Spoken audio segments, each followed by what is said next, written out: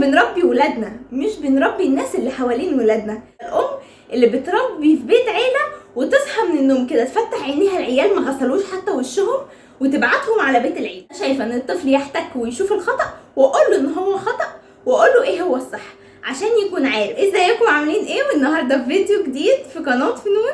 النهارده هنتكلم عن تربيه الاطفال في بيت العيله.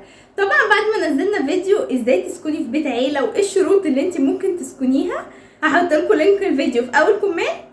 بدات ناس كتير بقى تسالنا طب انا ازاي اربي ولادي في بيت العيله؟ بيت العيله بيبقى فيه تدخلات، بيت العيله بيبقى فيه ممكن الفاظ ما احبش ان ابني يسمعها او بنتي، بيت العيله بيبقى فيه تفاصيل كتير جدا غير لما بتكوني في شقه مقفوله عليكي.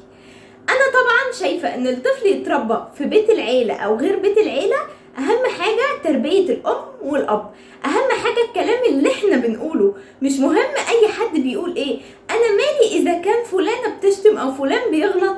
الطفل بياخد قدوته باباه ومامته، وانا بربي ابني على انه يتعود انه يسمع الكلام ولكنه ما يقولهوش ويعرف ان هو عيب. ما ينفعش اقول ان انا مش عايزه اسمعه كلام خالص، مش عايزه اسمعه الفاظ او شتيمه او كلام خارج. ازاي؟ ما هو هيحتك ومسيره ما هيسمع في الشارع في المدرسه، هو لازم يسمع الكلام ده ويتقال له انه عيب. يعني انا دلوقتي بنتي سمعت لفظ سواء مني او من غيري او من حد في الشارع او اقول لها ان ده عيب، ولو حتى خرج من باباه او مامته لازم تعلمي الطفل يجي يقولك يا ماما الكلمه دي ما ينفعش تقوليها، او يا بابا بلاش الكلمه دي عشان مش حلوه. نعود اطفالنا على انهم يسمعوا وما يعملوش كده، نعود اطفالنا ان هم يشوفوا الحاجه الوحشه وما يعملوهاش. فاهمين قصدي؟ وبعدين في حاجه بصراحه انا بحطها ملامه كبيره جدا على الام اللي بتربي في بيت عيله وتصحى من النوم كده تفتح عينيها العيال ما غسلوش حتى وشهم وتبعتهم على بيت العيله. يا سلام، انزل عند تيتا، انزل عند جده، عند عمته، عند وهو ينزل يقعد طول النهار. طبعا انت ما بقيتيش قدوته، هو الطفل ما بيقلدش غير قدوته اللي هو باباه او مامته. حتى لو سمع حد في الشارع، سمع تيتا، سمع جده، سمع اي حد غريب، مش هيقلده الا اذا كان قدوته وقريب ليه جدا. فانا ما اقربوش قوي قوي قوي من الناس وفي الاخر اقول ايه ده ما بيسمعش كلامي خالص، ده بيقلدهم هما، ده بيتكلم زيهم هما، ده كأنه ابنهم مش ابني. ما انتي ما ربيتيش، انتي رميتيه.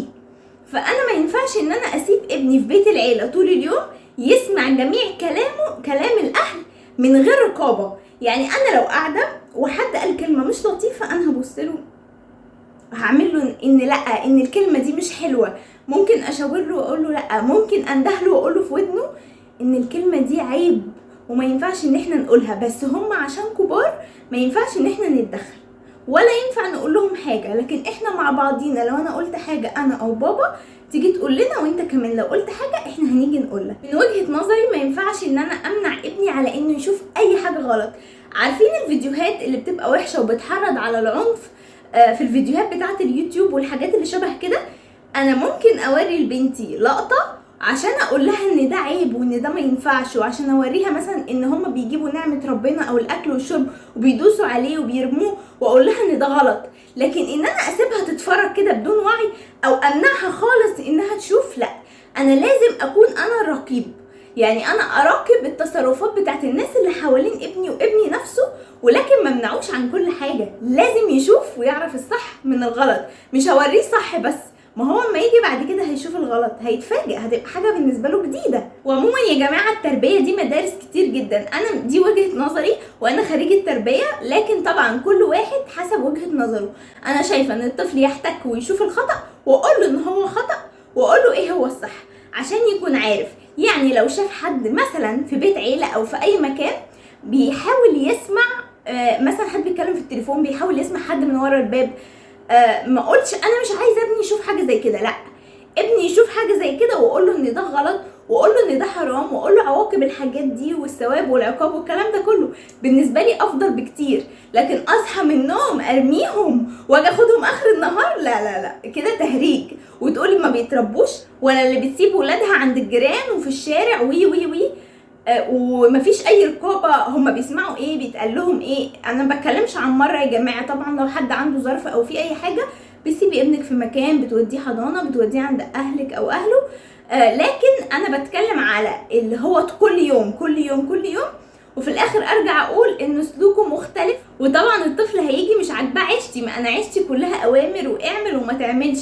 لكن لو هو قريب مني، لو هو بيحبني، لو هو بيبات في حضني، ما يقدرش ينام من غيري، حاولوا تقربوا من اطفالكم جدا، حاولوا تخلوهم ما يقدروش يستغنوا عنكم، لان دي حاجه حلوه. انا بستغرب من بعض الناس تقولي دي بنتي او ابني ماسك فيا جدا، انا بجد ما بعرفش اعمل اي حاجه. يا بنتي ده احسن، على الاقل انت شايفه اللي هو بيشوفه، تقدري تعدلي. ما تبقيش قاعده كمان كده، يعني ما تبقيش قاعده اصل انا قاعده في بيت العيله ومش هتكلم ومش هعمل. لا، انت هتتكلمي مع ابنك، هتديله كمان ايموشن كده لما اي كلمه تتقال مش لطيفه. احنا بنربي ولادنا مش بنربي الناس اللي حوالين ولادنا. فعادي ان طفلي يحتك بناس بتغلط كتير، وده بالنسبه له هيكون افضل في انه يتعلم. وخلي دي بيئه كويسه ليكي، لكن ما تاخديهاش بالسلب وتقولي ايه ما هو سمع الشتيمه هيشتم، ما هو سمع. لا، مش بس سمع، انت دورك فين؟ انت قاعده بتعملي ايه؟ وده كان جزء صغير في الرد على السؤال ده. ولو انتوا شايفين ان عجبتكم السلسله عن تربيه الاطفال، اكتبولي في الكومنتات وانا اعمل لكم فيديوهات من دي تاني. وحابه اسمع رايكم في الكومنتات، ورايكم ايه في فكره التربيه في بيت العيله، وافضل الطرق والنصايح اللي تتبعها اي واحده ساكنه مع حد في بيت بقى فيه تدخلات وتحشير كتير كده. ما تنسوش لايك وسبسكرايب وشير كتير جدا، وما تنسوش تعملي منشن لصاحبتك في الفيديو ده. يلا باي.